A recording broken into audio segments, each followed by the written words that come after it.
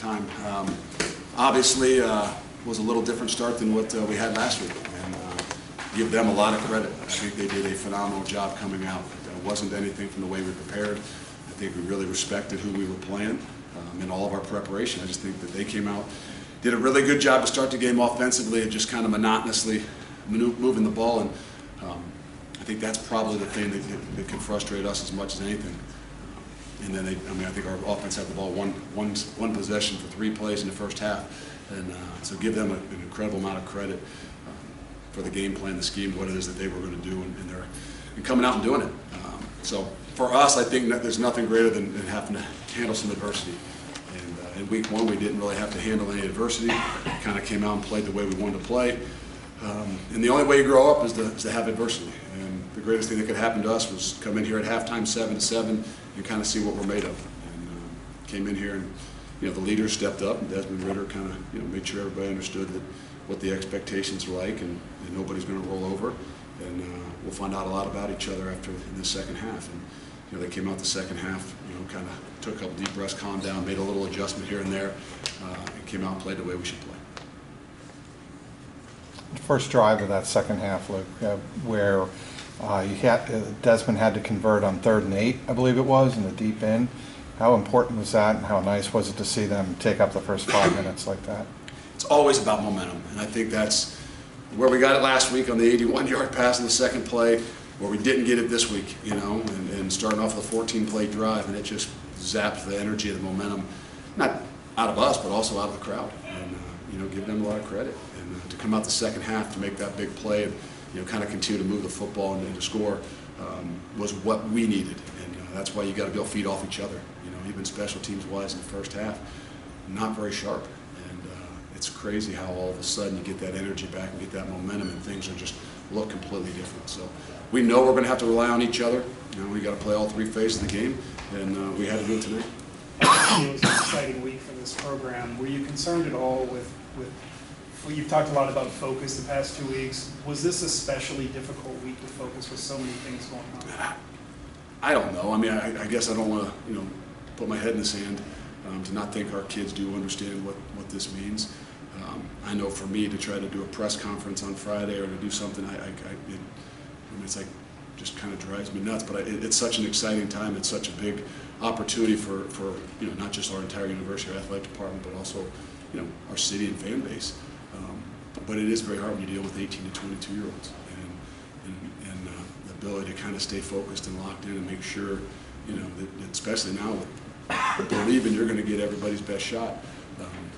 So we'll be able to learn. It's a great growing experience to be challenged and have to face some real adversity. Because every year there's new leaders, and Desmond Ritter's been a leader for 3 years, but he's got different people that are around him, and how those guys all work and gel and mesh together in those times is really critical. And we got an opportunity to grow up today. What was it about their game plan that allowed them to have some success in the first half? I think that being methodical.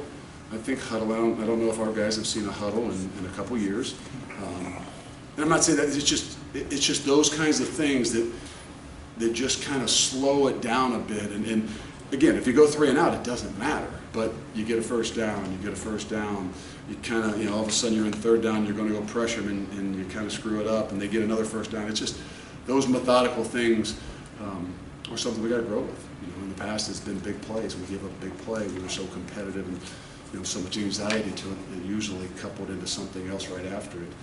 I thought we've grown past that, this past year, even a little bit last year, and now, to be able to handle some of that methodical moving of the football like we saw even in the second half last week. 3 interceptions for the defense. Was it good to see those takeaways after not getting those in the first game? Yeah, those things, that's really the difference in the first half. It's 7-7, but we get takeaways. And we talked about it last week. He said, hey, you stop the streak of 20 games or whatever it was, and are you going to do something different? No, you're going to continue to emphasize, being aggressive to the football, running, and good things will happen. And not that we changed anything different. We just had an opportunity tonight. We made some of those plays, and really it's what kept us really in that thing in the first half. You've got a tough 2-game road stretch coming up. Was it important to maybe have some adversity today? It's always important to have some adversity. You just don't really know who you are and what you got until you've had it. And So you look at always trying to find the silver lining behind everything. You win, you come out of it, obviously still 2-0. You had some adversity, you come in the second half and play well, so there's a lot of things for us to grow from. I'm glad we faced it, and I'm glad we stepped up to the challenge for the second half. What was the vibe like at halftime? You mentioned Des stand up and talk. Was it pretty heated?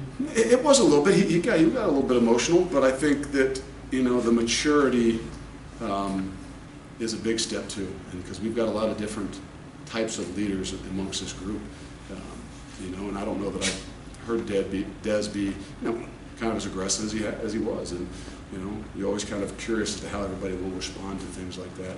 Not that they don't have the utmost respect for Des, but it's the same thing when a coach does. You just kind of, you know, as a leader, you got to kind of get a great feel for the room and know what it is that you're doing and who you're challenging. And I think it really was big for us then. What was your vibe at that time?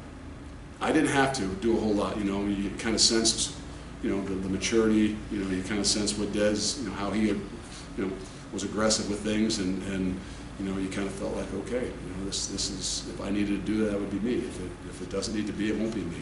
And you know, the challenge for me was, I told you at the beginning of the game, you'd find out a lot more about the people around you as we finish this ball game, and you're going to find out a lot more than what we even thought by the way everybody goes out the second half. Ohio State lost. We've got at home today. Now that means you guys have the third longest, I believe, home winning streak in the country. What is it at 22 games? What does that mean to you, the significance of that? In these 22 games, we've done a really, really good job at home. We're not home for a couple more weeks, so that will be a big deal. You know, but I can tell you this, that home crowd, that student section, what, you know, last week and this week, the energy there is a really big thing for us. We'll miss it the next couple of weeks, but we'll be there in spirit. The dynamic that Tyler gives you from that field receiver spot, how does that impact the offense overall? Well, I was thinking about moving him to corner. I kept saying that, and then he caught that one again, and they're all hooting and hollering. I said, man, I think he might be a heck of a corner for us if we could you know, find some opportunities to move him over there. But I'm not sure that they're going to allow that, you know, and he might have the last vote, but he's doing a pretty good job right now, so we're going to keep giving him those opportunities out there. You always want to move offense guys to defense. You never want to move defense guys to offense. From offense to defense. That's what I'm saying. You always want to take guys on offense and move them to And they defense. can't play over there, so they got to move over to defense, and they got to be coached up a little bit. He's doing a really good job. I mean, he is growing up, and the competitiveness in that room. And I said it before, you know, Mike Young has meant a whole lot to that room, but just those guys in general together, that healthy competition that those guys have between Tyler and just everybody in there has really, that dynamic has changed in the last year and a half more than any other spot in his team. How about the 2 catches from Mike Young? It seemed like he got the stadium kind of back into it. He did, and you know, during camp he was really, really hot. I mean, he was giving our defenses fits, and him and Dez's connection. You know, week 1 I don't think that they had as many opportunities, and for him to, you know, get the shots he got today and to go up and make the plays, it reminded me of the end of the year last year in that Georgia game when he needed something, he knew who to go to. And he made a couple really, really, really good catches in a time when it was still, you know, it was a ball game, and you know, that's a great sign for us. Look, what does it mean, real quick, to have Jerome finish off 3 drives and touchdowns? It means that we don't get him the ball enough. I think that you know, there's some good problems to have when you've got, you know, spread the ball around as much as you have and can. Sometimes you forget about the horse that you got right back there, and the easiest thing to do, and you know, kind of the culture of the program. And you know, I think that he's done a great job. We're going to continue to need him, and hopefully we can get him rolling a little bit earlier. Good. Anything else? Thanks, Luke. Thank you. Appreciate it. Okay.